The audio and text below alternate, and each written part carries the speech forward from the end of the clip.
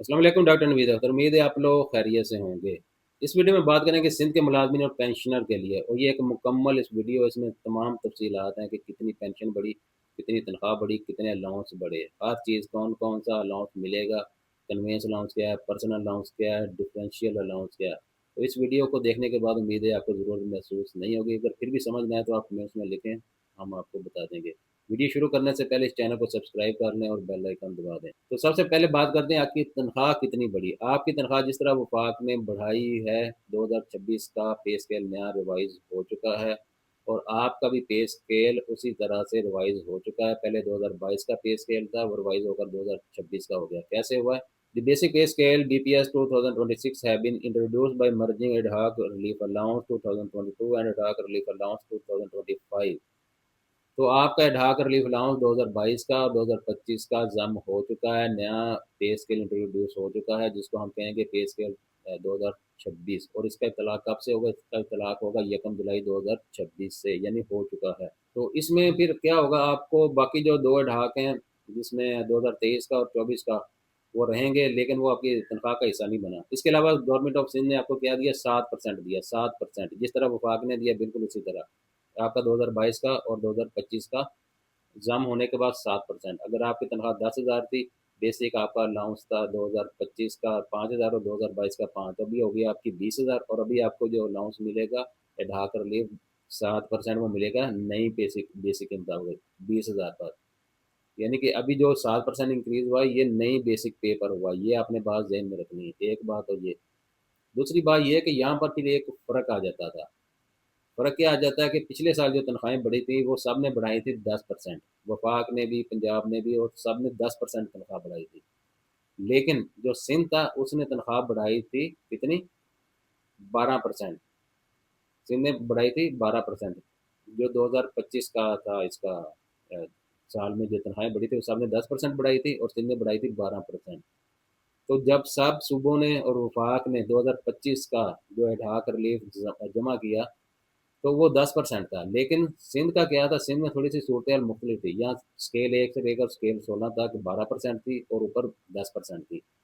तो अगर ये 12% करते तो फिर इनकी तनख्वाह ज़्यादा हो जानी थी, अगर ना करते फिर 2% किधर जाता। तो उसका हल फिर गवर्नमेंट ने ये निकाला कि आपका जो 2025 का 12% है, स्केल 1 से लेकर स्केल 16 तक, उसका 10% जम हो जाएगा आपकी बेसिक पे में, और पीछे बचेगा 2%। वो 2% आपको लहदा से ढाकर रिलीफ अलाउंस मिलता रहेगा। इसके अलावा जो आपका कन्वेंस अलाउंस है, कन्वेंस अलाउंस आपको पता है स्केल वाइज होता है, उसको भी 50% इंक्रीज कर दिया गया, जिस तरह वफाक का किया गया बाकी सूबों का।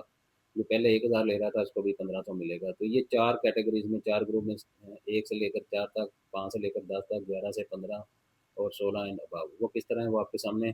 जो स्केल 1 से लेकर 4 तक पहले ले रहा था 1785, अभी लेगा 2678। पहले 5 से 10 तक ले रहा था 1932, अभी लेगा 2898। जो 11 से 15 तक ले रहा था 2856, अभी वो लेगा 4284। और 16 एंड अबाव पहले 5,000 ले रहा था, अभी लेगा 7500 रुपया। तो इस तरह आपका 50% जो कन्वेंस अलाउंस भी बढ़ चुका है।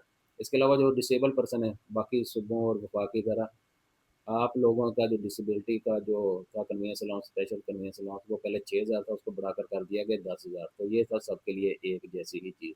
और आपको जो मैंने बताया कि जो आपका 2025 का 2% बनता था, वो आपको लहदा से मिलेगा आपकी तनख्वाह में एज ए ढाक रिलीफ अलाउंस की सूरत में, और वो फ्रीज हालत में मिलेगा।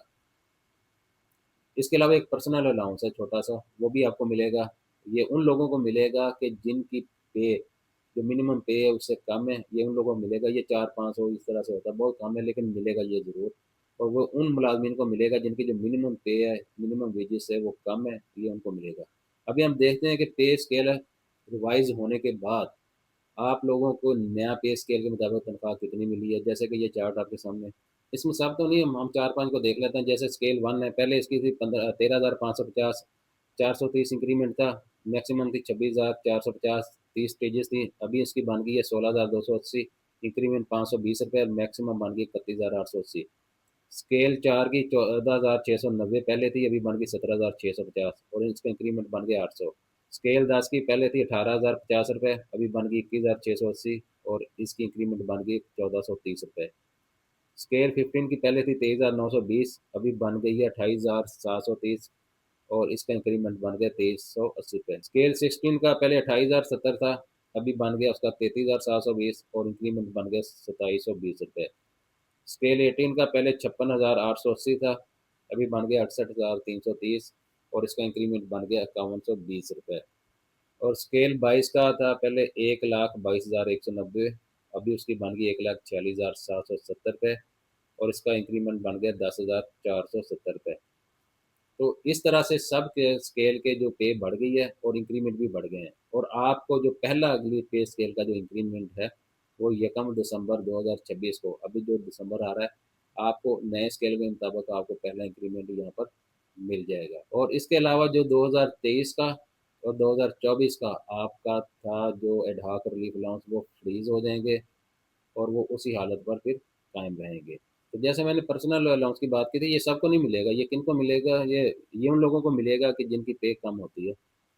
The personal allowance 2026 has been introduce in order to remove the disparity and bridge the gap between gross salary and minimum wages, जो कि 43,000 है पर मंथ। और ये कैसे मिलेगा? जो BPS 1 का उसको 401 रुपया मिलेगा और BPS 2 को 80 रुपया मिलेगा। इंतहाई कम है, लेकिन बहरहाल ये एक नोटिफिकेशन था तो ये आपको मिलेंगे जिसका स्केल 1 और 2 ये उनके लिए। और बाकी जो डिस्पैरिटी अलाउंस जिस तरह से बात की जा रही थी वफा की, वो किसी भी सूबे को नहीं मिला और ना ही सिंध को मिला डिस्पैरिटी रिडक्शन अलाउंस। इसमें यह है कि जिस तरह नए पे स्केल आते हैं ना, तो फिर गवर्नमेंट आपको ऑप्शन देती है कि आप पुराने पे स्केल पर रहना चाहते हैं कि नए पे स्केल पर। कुछ लोग पुराने को प्रेफर करते हैं, कुछ नए को करते हैं, लेकिन ज़्यादातर नए को ही करते हैं। हाँ, बाज़ दफ़ा ऐसा होता है कि जो बंदा रिटायर होने लगता है वो देख लेता है कैलकुलेट करके कि अगर वो पुराने पे स्केल में जाता है तो उसको ज़्यादा फ़ायदा होगा या नए स्केल में।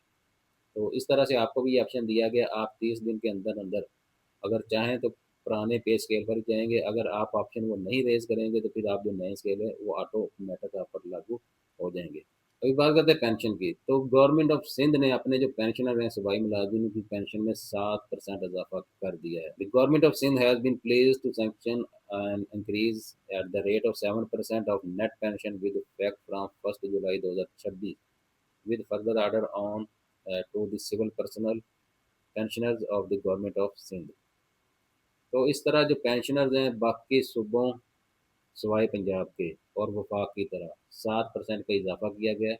आपकी तनख्वाहों में भी 7% का इजाफा किया गया नए पे स्केल के मुताबिक। और जो पेंशन है उसमें आपकी जो पेंशन है उसके मुताबिक 7% का इजाफा कर दिया गया है। आप सबको अपनी अपनी पेंशन का पता है, उसका 7% निकाल लें।